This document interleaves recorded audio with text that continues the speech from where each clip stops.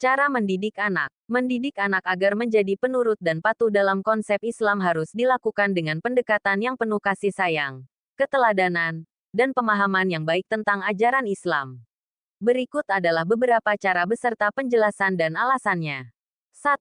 Menanamkan tauhid dan keimanan sejak dini. Penjelasan, anak perlu diajarkan bahwa Allah adalah Tuhan yang Maha Melihat dan Maha Mengetahui. Dengan memahami bahwa segala perbuatan mereka diawasi oleh Allah, mereka akan lebih mudah menaati perintah yang baik. Alasan, jika anak memiliki rasa takut dan cinta kepada Allah, mereka akan lebih mudah menerima aturan yang sesuai dengan syariat Islam. 2. Memberikan keteladanan yang baik uswatun hasanah. Penjelasan, anak belajar dengan meniru orang tua. Jika orang tua taat kepada Allah, disiplin, dan adil, maka anak akan mencontoh perilaku tersebut. Alasan, Rasulullah bersabda, setiap kalian adalah pemimpin, dan setiap pemimpin akan dimintai pertanggungjawaban atas kepemimpinannya. Hadis riwayat Bukhari dan Muslim. Orang tua yang mencontohkan akhlak baik akan lebih mudah membuat anak patuh. 3. Mendidik dengan kasih sayang, bukan kekerasan. Penjelasan, Islam mengajarkan untuk mendidik anak dengan kelembutan. Nabi Muhammad adalah sosok yang penuh kasih sayang terhadap anak-anak. Alasan, jika anak merasa dicintai, mereka akan lebih mudah menerima aturan tanpa paksaan. Dalam hadits disebutkan, bukanlah termasuk golongan kami orang yang tidak menyayangi anak-anak kecil. Hadis riwayat Abu Dawud dan Tirmidzi. 4.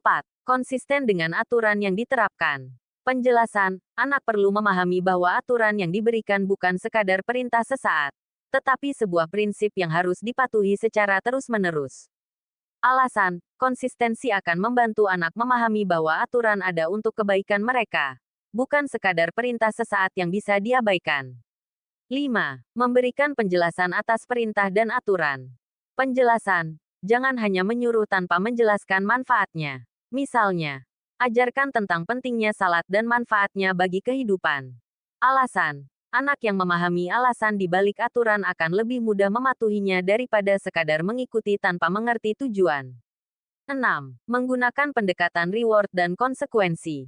Penjelasan, berikan penghargaan jika anak patuh dan berikan konsekuensi jika melanggar aturan dengan cara yang bijak. Alasan, dalam Islam, ada konsep pahala dan dosa yang mengajarkan manusia bahwa setiap perbuatan ada akibatnya. Ini membantu anak belajar tanggung jawab. 7. Mendoakan anak agar menjadi saleh. Penjelasan, orang tua harus selalu mendoakan anak agar memiliki hati yang lembut dan mudah menerima kebaikan. Alasan, doa orang tua sangat mustajab. Dalam Al-Quran, Nabi Ibrahim berdoa, "Ya Robku, jadikanlah aku dan anak cucuku orang-orang yang tetap mendirikan salat." Quran Surat Ibrahim 40. Mendidik anak agar menjadi penurut dalam Islam bukan hanya dengan aturan ketat, tetapi dengan kombinasi keteladanan, kasih sayang, dan penjelasan yang baik. Jika anak memahami bahwa kepatuhan pada aturan adalah bentuk ibadah kepada Allah, mereka akan lebih mudah menerima dan melaksanakannya dengan kesadaran, bukan karena takut semata. Qs. At-Taubah ayat 40. Ila tansuruhu fakat nasarahullahu iz ahrajahul lazina kafaru saniyasnaini iz huma fil gari iz yakulu lisahibihi latahzan inaloha ma'ana. Fa'anzalallahu sakinatahu, alaihi wa ayadahu bijunudil lem tarawuha wa ja'ala kalimatal lazina kafarus sufla. Wa kalimatullahi hiyal, ulya. Walahu, azizun hakim. Jika kamu tidak menolongnya, Muhammad, sesungguhnya Allah telah menolongnya, yaitu, ketika orang-orang kafir mengusirnya, dari Mekah. Sedang dia salah seorang dari dua orang ketika keduanya berada dalam gua. Ketika itu dia berkata kepada sahabatnya, "Jangan engkau bersedih, sesungguhnya Allah bersama kita." Maka Allah menurunkan ketenangan kepadanya, Muhammad, dan membantu dengan bala tentara, malaikat-malaikat, yang tidak terlihat olehmu. Dan dia menjadikan seruan orang-orang kafir itu rendah. Dan firman Allah itulah yang tinggi. Allah Maha Perkasa, Maha Bijaksana. Jangan pernah menduga kalau Allah dan Rasulullah membutuhkan pertolonganmu untuk mengalahkan musuh-musuhnya. Tentu saja tidak. Karena itu, jika kamu tidak menolongnya, yakni Nabi Muhammad dalam perang Tabuk, sesungguhnya Allah telah menolong dan menguatkannya. Antara lain menolong beliau ketika orang-orang kafir mengusirnya dari Mekah. Sedang saat itu dia salah seorang dari dua orang, yakni beliau hanya ditemani Abu Bakar. Situasi saat itu benar-benar menegangkan, yaitu ketika keduanya berada dalam gua dan orang-orang kafir ada di sekitarnya. Maka ketika itu Allah menguatkan jiwa beliau sehingga dengan penuh keyakinan dia berkata kepada sahabatnya, Abu Bakar, jangan engkau bersedih. Sesungguhnya Allah bersama kita dan menolong serta melindungi kita. Sebagai bentuk pertolongan Allah, maka Allah menurunkan ketenangan kepadanya, yakni Nabi Muhammad, sehingga mampu menghadapi situasi yang sangat sulit tersebut dan bahkan membantu beliau dengan bala tentara, berupa malaikat-malaikat yang tidak terlihat olehmu. Dan dia menjadikan seruan orang-orang kafir kepada kedurhakaan dan kemusyrikan itu rendah, sebab usaha mereka untuk mematikan api Islam bahkan membunuh Rasulullah ternyata gagal. Dan bahkan sebaliknya, kalimat Allah, yakni agama Islam, itulah yang tinggi. Demikian ini, karena Allah Maha Perkasa, lagi Maha Bijaksana. Ayat ini tidak membenarkan sangkaan orang-orang musyrik, bahwa perjuangan Nabi Muhammad SAW tidak akan berhasil, apabila mereka tidak ikut membantunya. Nabi akan tetap menang karena Allah akan membantunya. Hal ini telah dibuktikan ketika rumah Nabi Muhammad dikepung rapat-rapat oleh orang-orang Quraisy yang akan membunuhnya. Pembunuhan itu dimaksudkan untuk mencegah dan menghentikan dakwah Islami yang mereka khawatirkan akan makin meluas pengaruhnya.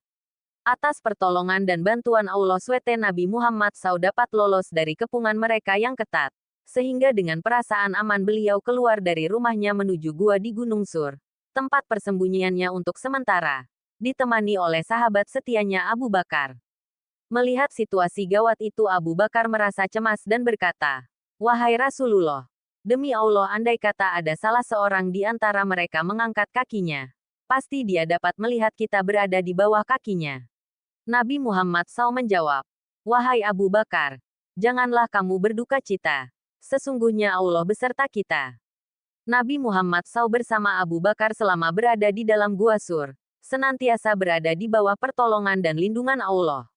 Allah memberi ketenangan hati kepada Nabi SAW dan Abu Bakar, serta memberikan bantuan tentara yang tidak dilihatnya, sehingga selamatlah keduanya di dalam gua Sur, dan niat jahat orang-orang itu gagal. Firman Allah SWT. Dan ingatlah ketika orang-orang kafir Quraisy memikirkan tipu daya terhadapmu, Muhammad, untuk menangkap dan memenjarakanmu atau membunuhmu, atau mengusirmu. Mereka membuat tipu daya dan Allah menggagalkan tipu daya itu. Allah adalah sebaik-baik pembalas tipu daya. Al-Anfal ayat 30. Dan firman-Nya, sesungguhnya kami akan menolong rasul-rasul kami dan orang-orang yang beriman dalam kehidupan dunia. Ghafir ayat 51. Allah SWT selalu menempatkan orang-orang kafir itu di tingkat yang rendah, selalu kalah. Dan kalimah Allah yaitu agama yang didasarkan atas tauhid, jauh dari syirik, selalu ditempatkan di tempat yang tinggi, mengatasi yang lain. Allah SWT Maha Kuasa dan Maha Perkasa. Tidak ada yang dapat mengalahkannya. Maha Bijaksana, menempatkan sesuatu pada tempatnya. Dialah yang selalu menolong memenangkan Rasulullah SAW dengan kekuasaannya, memenangkan agamanya dari agama-agama yang lain, dengan kebijaksanaannya, sebagaimana firman Allah SWT. Dialah yang telah mengutus Rasulnya dengan petunjuk Al-Quran, dan agama yang benar untuk diunggulkan atas segala agama. Walaupun orang-orang musyrik tidak menyukai, At-Taubah ayat 33. Sumber, kemenak.go.id